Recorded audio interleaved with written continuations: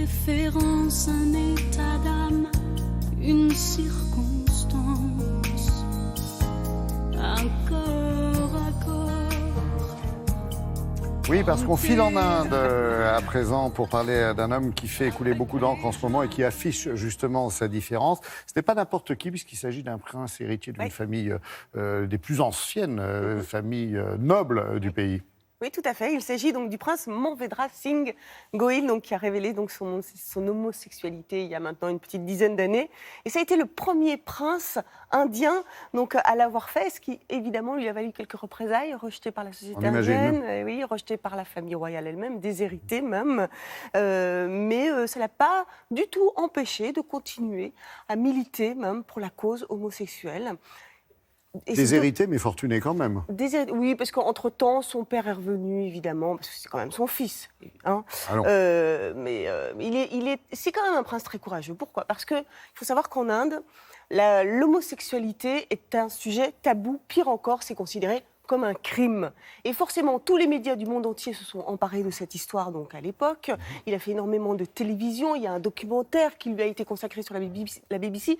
Et même Oprah Winfrey l'a invité dans son show. Et à partir de là, les choses ont vraiment beaucoup changé. Et pourquoi on en parle aujourd'hui alors voilà, on en parle aujourd'hui parce qu'il a décidé de vraiment aider les jeunes. Vous imaginez que des projets, il en a beaucoup. Oui. Il a une association déjà. Mais là, il veut vraiment les aider. Et il veut ouvrir son immense château pour en faire un centre d'accueil et de formation pour ces jeunes homosexuels. Alors tout de suite, le portrait de ce prince, pas comme les autres. Regardez.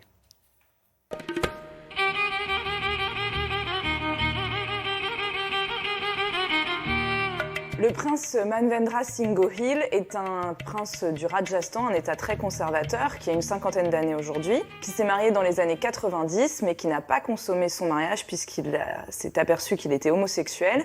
Et au bout d'un an, il a rompu son mariage et ensuite, il a fait, lui, son coming out.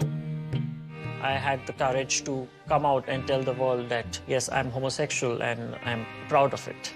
And that created a big earthquake. Because never before has somebody from a royal family declared that he is gay. L'homosexualité est encore considérée comme un crime, en tout cas vu très négativement par la société. Le poids de la religion est très important puisque les trois principales religions présentes en Inde, l'islam, le christianisme et l'hindouisme, sont liées pour déclarer que l'homosexualité est vraiment quelque chose contre nature qu'il faut combattre. Il y a des cas de personnes qui sont battues physiquement et molestées pour leurs orientations sexuelles, avec également pour les cas de femmes lesbiennes, des viols, des rééducations qui leur sont imputées. C'est un sujet qui a été traité un petit peu par le cinéma indien, qui l'est traité de plus en plus, avec des films qui sont de plus en plus acceptés par le public.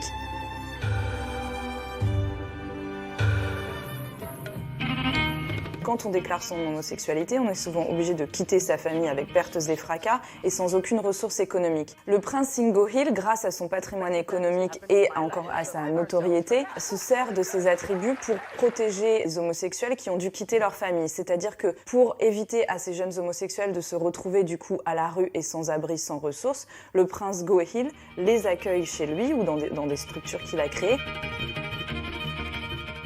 En Inde, l'homosexualité en fait est régie par le code pénal qui est hérité des Britanniques, c'est-à-dire que l'article 377 de ce code pénal dispose que les comportements sexuels contre nature sont des crimes.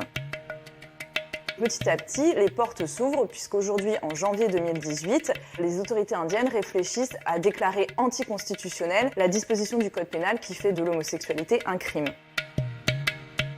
Toutefois, même si on aboutit assez rapidement à la décriminalisation de l'homosexualité, il restera toujours la question des mentalités et des comportements dans la société indienne, puisque l'homosexualité reste toujours quelque chose qui est très mal vu par les Indiens. Et ça, ce travail sur les mentalités, c'est quelque chose sur lequel Manvedra Singh Gohil peut faire bouger les lignes et faire accepter un petit peu plus l'homosexualité dans son pays comme quelque chose de normal.